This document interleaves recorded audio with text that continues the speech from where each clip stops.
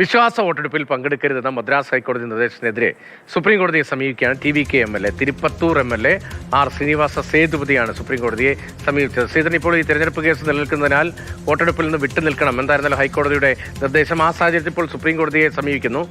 ഏതെങ്കിലും തരത്തിലുള്ള ഡ്രാമയുണ്ടാകാൻ സാധ്യതയുണ്ടോ? അങ്ങനെ ഭൂരിപക്ഷത്തിന്റെ കാര്യത്തിൽ എന്തെങ്കിലും ഒരു പ്രശ്നമുണ്ടാകാൻ സാധ്യതയുണ്ട് എന്നൊരു വിലയിരുത്തൽ കൂടിയുണ്ടോ ഇങ്ങനെ ഹർജിയുമായി മുന്നോട്ട് പോകാൻ?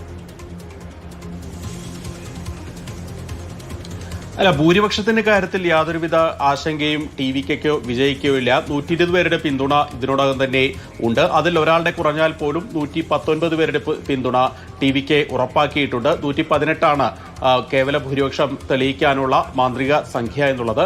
അതിനു പുറമെ അണ്ണാ DMKയുടെ MLAമാരുടെ പിന്തുണ കൂടി TVKക്ക് ലഭിക്കുമെന്നാണ് ലഭിക്കുന്ന വിവരം.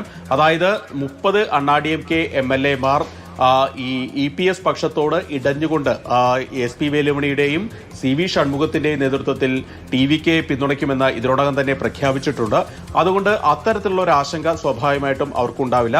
എന്നാൽ പോലും ഈ തിരുപ്പട്ടൂർ മണ്ഡലത്തിൽ നിന്നുള്ള MLA ആണ് ശ്രീനിവാസ സേതുപതി എന്നയാൾ.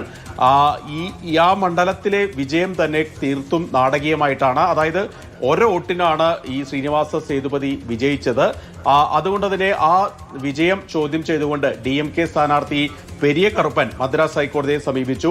അപ്പോഴാണ് അതായത് പോസ്റ്റൽ ബാലറ്റുകളിൽ സാങ്കേതിക പ്രശ്നങ്ങൾ ഉണ്ടായിട്ടുണ്ട്, കൃത്രിമം ഉണ്ടായിട്ടുണ്ട് എന്നായിരുന്നു ഹർജി. തെരഞ്ഞെടുപ്പ് കമ്മീഷൻ ആദ്യം പരാതി നൽകിയെങ്കിലും അത് പരിഗണിച്ചില്ല. തുടർന്ന് മദ്രാസ് ഹൈക്കോടതിയെ സമീപിച്ചതോടുകൂടിയാണ് ഈ ശ്രീനിവാസ സേതുപതിയെ വിശ്വാസ വോട്ടെടുപ്പിൽ നിന്ന് വിലക്കിക്കൊണ്ടുള്ള ഉത്തരവ് വന്നത്.